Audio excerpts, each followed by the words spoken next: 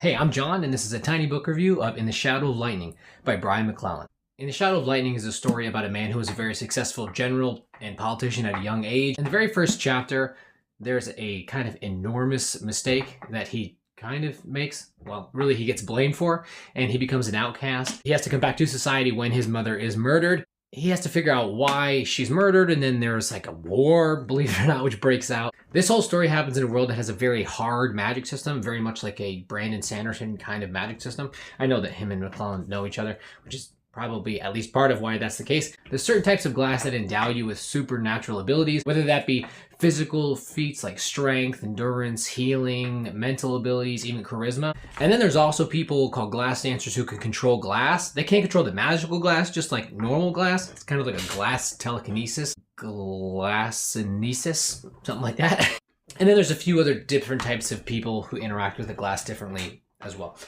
I am always super skeptical of hard magic systems. I'm not a super fan myself. Obviously, I know there's a lot of people are. Personally, for me, that's not really the way I like to think about magic. That being said, he does a fairly good job at dealing with the realistic outcomes of a system like that. I do want to say the pros in this are pretty good. There are a few kind of glitches in there that kind of stick out over and over again. The way he deals with like swearing is kind of wild. So he says glass damned over and over and over again. His characters say it throughout the whole thing. And it doesn't really make any sense. Like the reason you say God damned is because you want God to damn someone or something. But like glass damned, the glass is damning someone. That doesn't really make sense. It's not how that word used. Especially because like in this world, there are supposed to be a lot of different gods that they worship. So you would use those words for that profanity. Yes, his characters say pissing a lot, like in place of other cuss words. So it kind of just comes off as like you want to cuss without cussing. It kind of feels like just do it or don't do it. My biggest gripe with the book, though, is the ending. I really didn't find the ending very satisfying. Now, I understand this is like the first in a series, but I do still think you have to pay off the promises that you give at the beginning of a book, even if it is a series.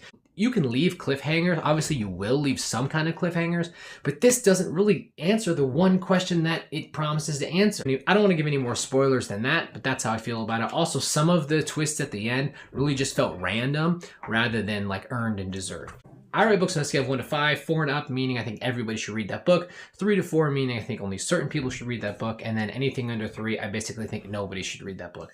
I think I'm going to put this probably like a 3.4. I had it higher until the end. Like I said, that ending just didn't pay off on the promises that they made at the beginning of the book. So 3.4, go read a book. See you later. Bye. Hey, I'm John, and this is a tiny book review of In the Shadow of Lightning by Brian McClellan.